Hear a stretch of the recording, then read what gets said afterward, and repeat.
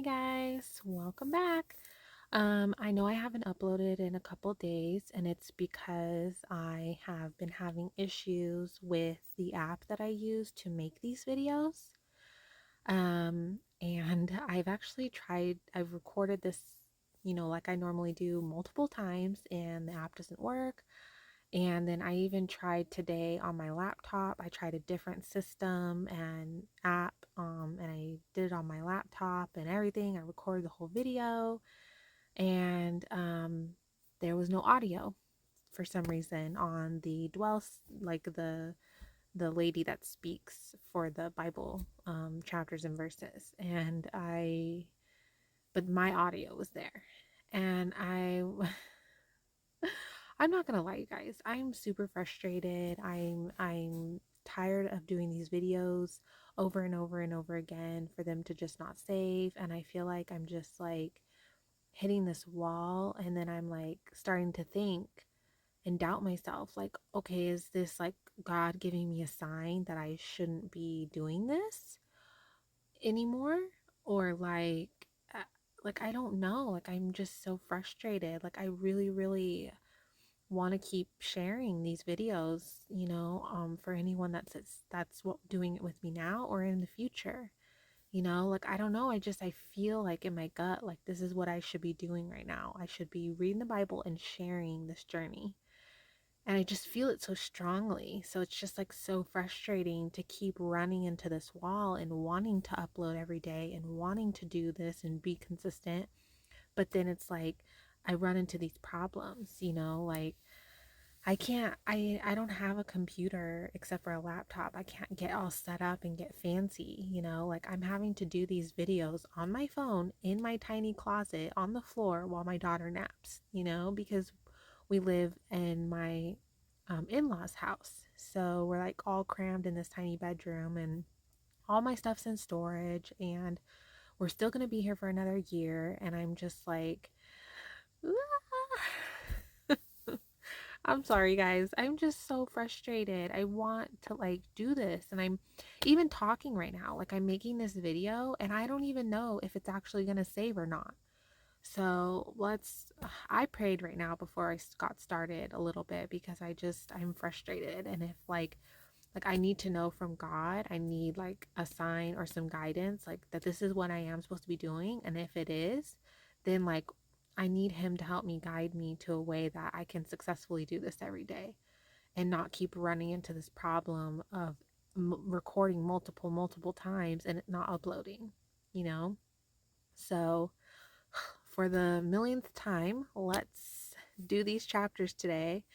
Um and hopefully it saves because I really want to get back to doing this every day, and it's successfully working. So, ooh, fingers crossed, guys. The Lord spoke to Moses. Tell Aaron and his sons to deal respectfully with the holy offerings of the Israelites, that they have consecrated to me, so they do not profane my holy name. I am the Lord. Say to them, if any man from any of your descendants throughout your generations is in a state of uncleanness, yet approaches the holy offerings that the Israelites consecrate to the Lord, that person will be cut off from my presence. I am the Lord. No man of Aaron's descendants who has a skin disease or a discharge is to eat from the holy offerings until he is clean.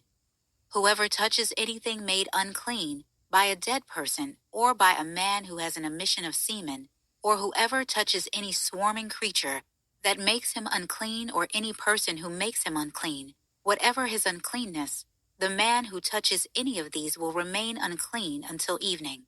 And it is not to eat from the holy offerings unless he has bathed his body with water. When the sun has set, he will become clean, and then he may eat from the holy offerings, for that is his food. He must not eat an animal that died naturally or was mauled by wild beasts, making himself unclean by it.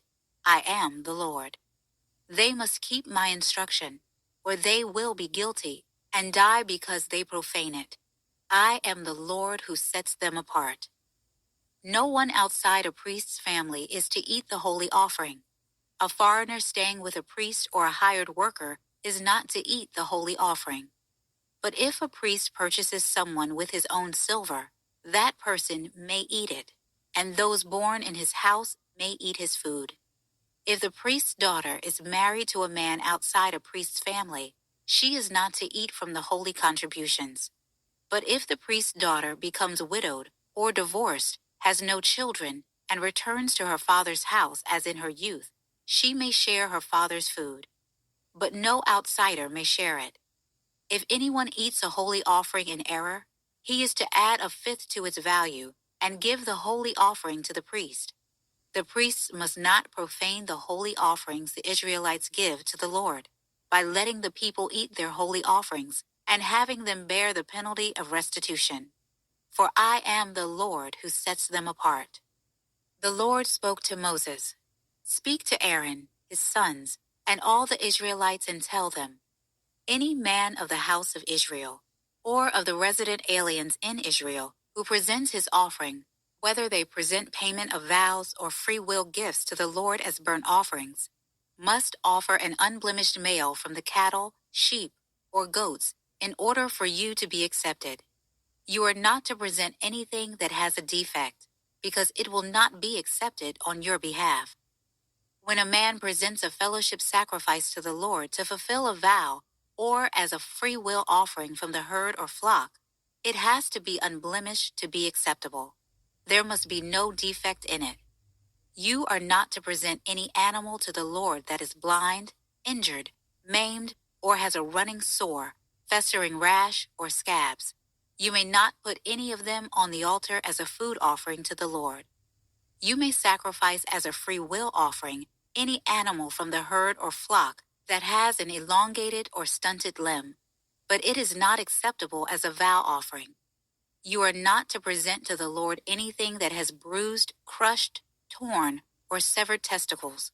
You must not sacrifice them in your land. Neither you nor a foreigner are to present food to your God from any of these animals. They will not be accepted for you because they are deformed and have a defect. The Lord spoke to Moses, "When an ox, sheep, or goat is born, it is to remain with its mother for 7 days. From the 8th day on, it will be acceptable as an offering, a food offering to the Lord.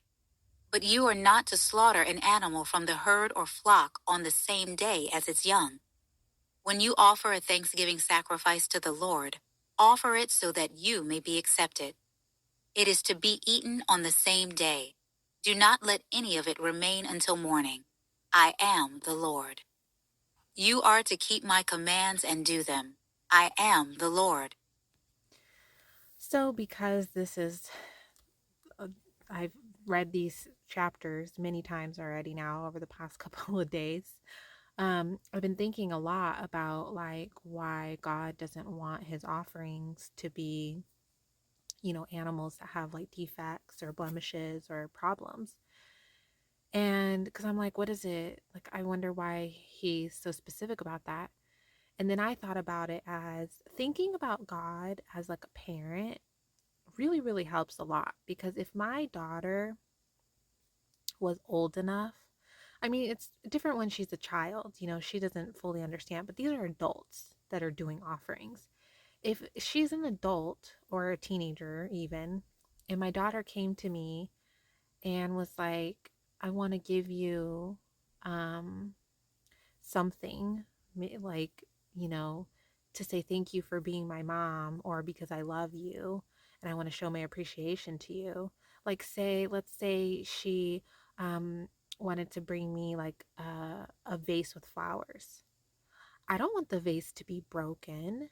Like, I mean, I know that that seems like weird to say, but like, I just feel like to me, if she brought me some flowers that were like kind of crappy or dying, and then she brought me a vase that was like broken, I would be like, wow, like, it would feel so half-assed. It would feel so like she wasn't even putting any effort.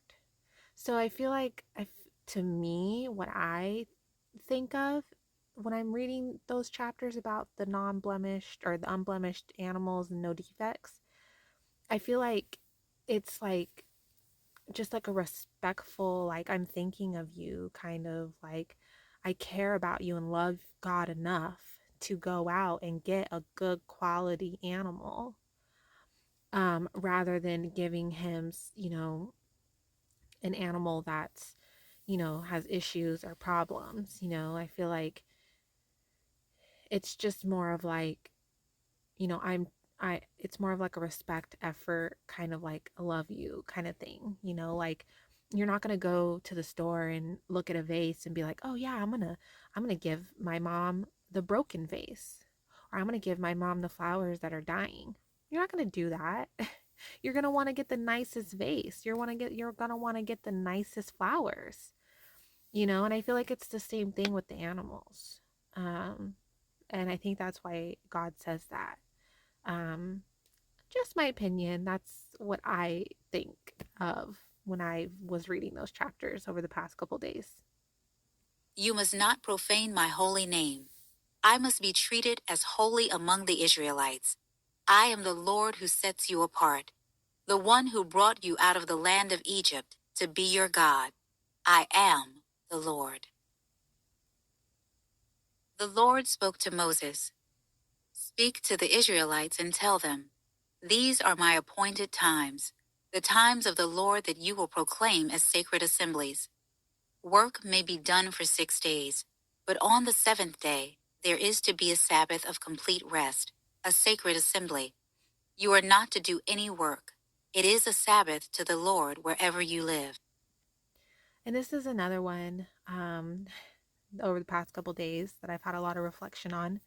So I watched a video the other day where this guy was saying that at one point in time, it was widely recognized that, um, the days of the week, the seventh day was actually Saturday.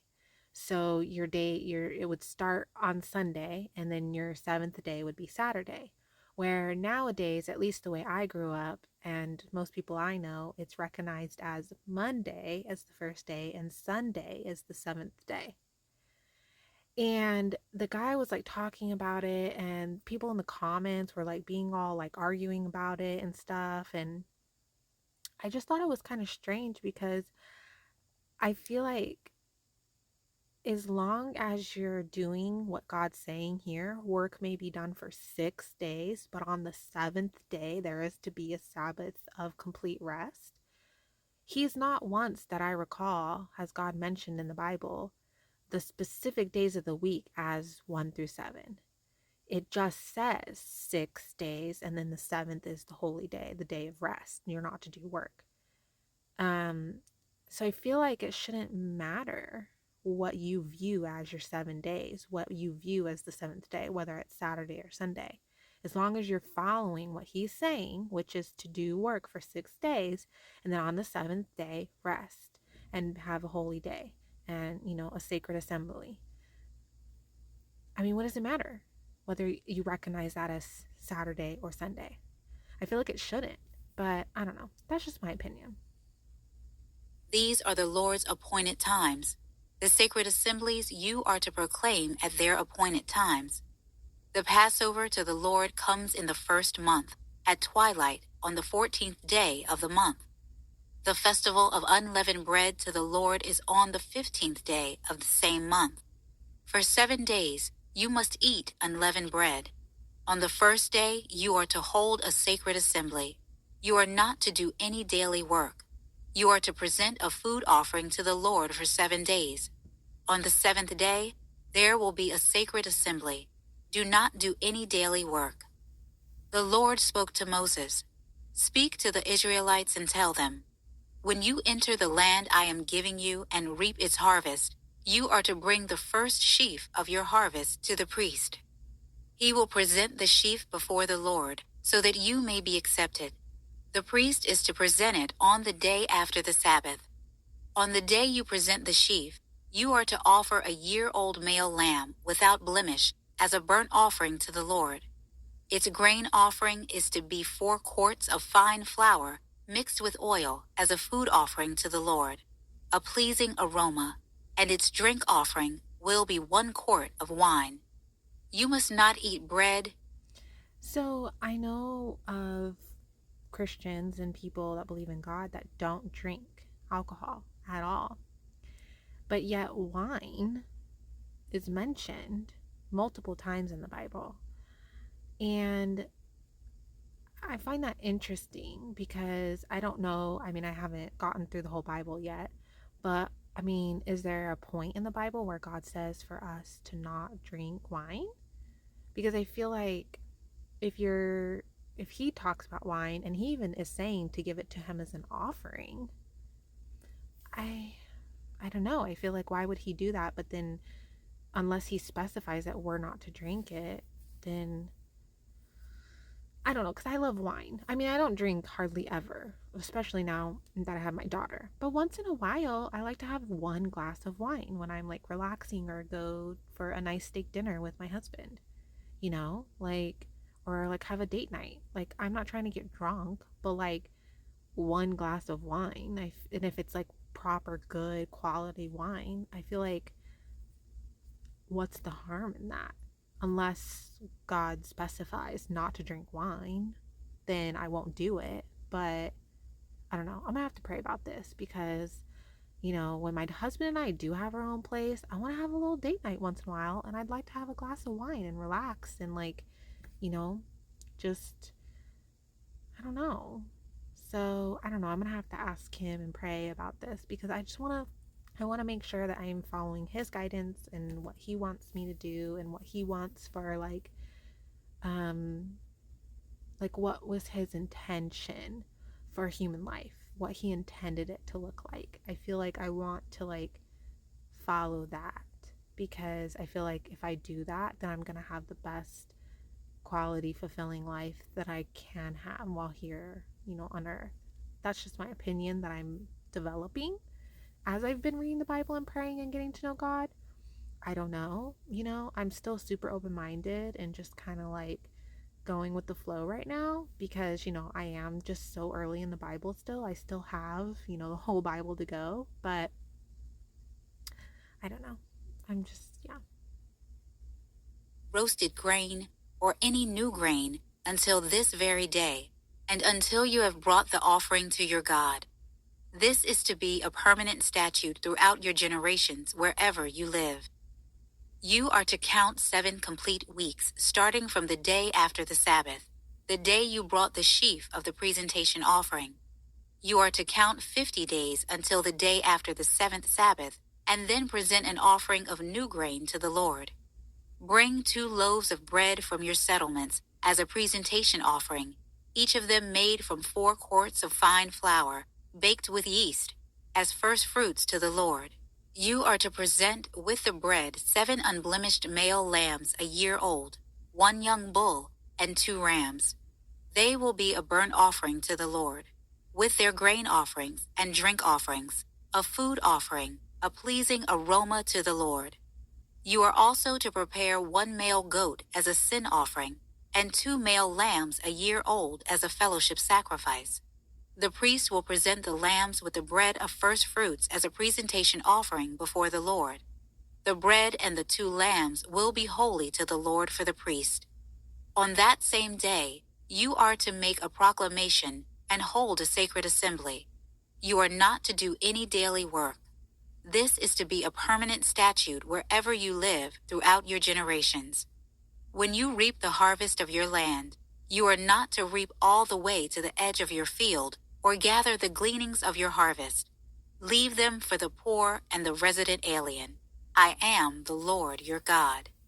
The Lord spoke to Moses.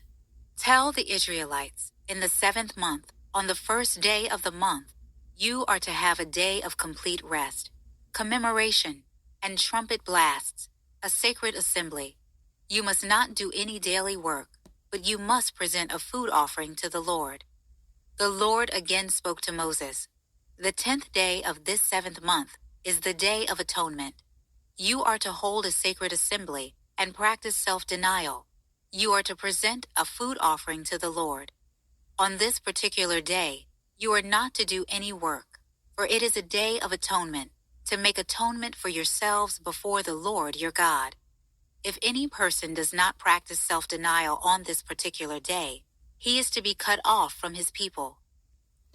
The do not practice self or practicing self-denial. I've been wondering what this means over the past couple days, but I keep forgetting to look it up. So if anyone knows what that means to practice self-denial, I would love to know what that means. I will destroy among his people anyone who does any work on this same day. You are not to do any work. This is a permanent statute throughout your generations wherever you live. It will be a Sabbath of complete rest for you, and you must practice self-denial. You are to observe your Sabbath from the evening of the 9th day of the month until the following evening. The Lord spoke to Moses.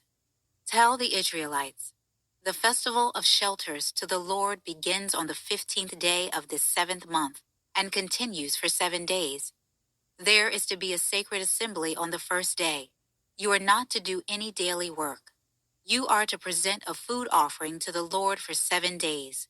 On the 8th day, you are to hold a sacred assembly and present a food offering to the Lord. It is a solemn assembly. You are not to do any daily work.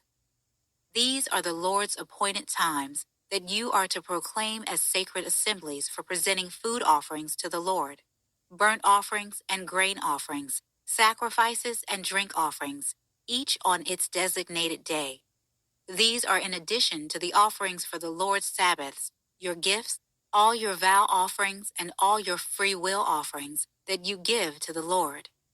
You are to celebrate the Lord's festival on the 15th day of the 7th month for 7 days after you have gathered the produce of the land. So the wildest thing, guys, so when I started this YouTube channel, I think for like 2 months, I was not on this train of God and Bible and praying at all. And when I created my YouTube channel, I originally called it Sarah's Diary, and my handle was at Sarah's Diary 777. But then I was like, oh, that's kind of long. So then a couple days later, I changed it and took off 17. So now it's at Sarah's Diary 77. Guys, I did this before I ever even remotely even was thinking about God or the Bible or nothing. Like this was when I started my YouTube channel. And I just think it's so crazy. Well, not crazy, but so like fascinating that that was like the number that I was drawn to was the sevens. And not only, but three sevens. And I know seven is a huge, like important, good number, in the Bible. And so I just thought it was kind of like funny that like I feel like I was meant to do these videos. Like I feel like I was meant to share this journey. Like I really do. Like I feel like God was like guiding me in this direction, like to do this. And um I just feel that so strongly. And so it's like and I just feel like there's like little things that kind of like confirm that for me. And I just like even as I'm doing this video, like if this doesn't save at the end, I'm not even going to be deterred. I'm just going to try again later after my daughter goes to bed. Like, I'm not going to stop trying. I'm going to figure this out and I'm going to continue doing this because I just feel it so strongly that this is what I'm supposed to be doing. And this is what God set me up in the things that He did this year to get me to be doing this right now.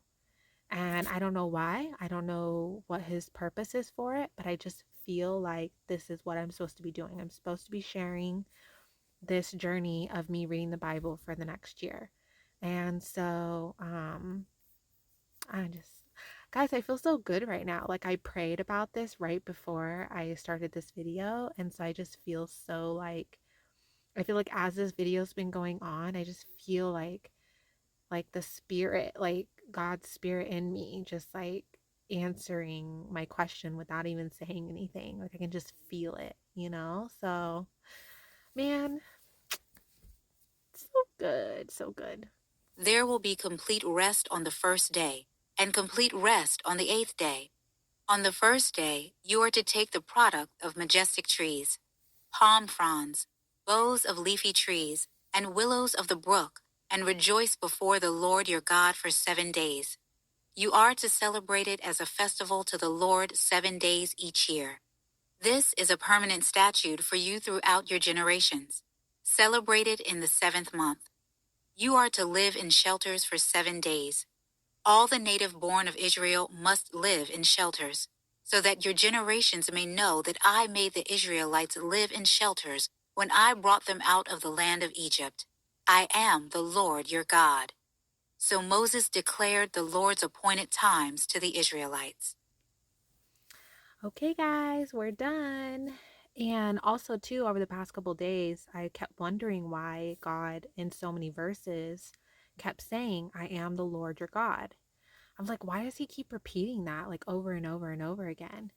And it made me go back to thinking of him like as a parent again, because when my daughter does something, or, or like when you have like a toddler or a child, or even a teenager, you hear the parent say a lot, the kid's like, why this or that? And you're like, well, because I'm your mom. I'm your dad. I'm your parent. Like you reiterate that a lot. Like I hear that a lot.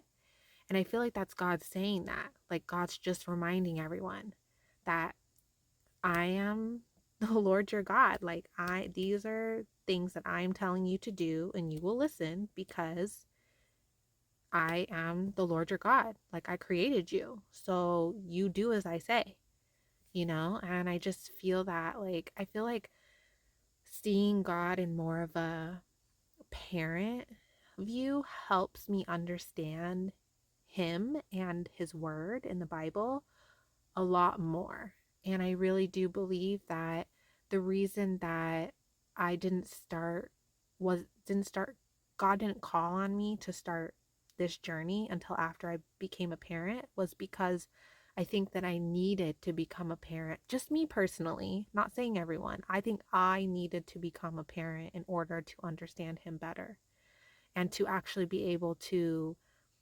um, really get to know him and take him in and understand him, understand his word, the Bible. Um, so I don't know. I'm just really feeling the spirit right now, guys. I don't know if you can tell. I'm really hoping this saves because um, I recorded this video a couple times over the past couple days, but I definitely feel like this is the best video yet that I have made with these chapters. So I'm really, really hoping this saves so that I can upload it. And again, you guys, if I'm not consistent every day, I am so, so sorry. I'm trying. I really, really am trying. I've really been having trouble with this app that I use to make these videos. And so, and like I'm limited on resources here. So, I don't have some fancy computer that I can set up and do these, like the fancy YouTubers out there. So I'm doing the best I can here in my lovely small closet that you can't see. I have the wall plain for a reason. You don't need to see all our clothes in laundry baskets. Okay, guys. Well, I hope everyone had a good weekend and hopefully this saves and then we can move on to tomorrow's chapters. So, fingers crossed. I'm going to hit the button.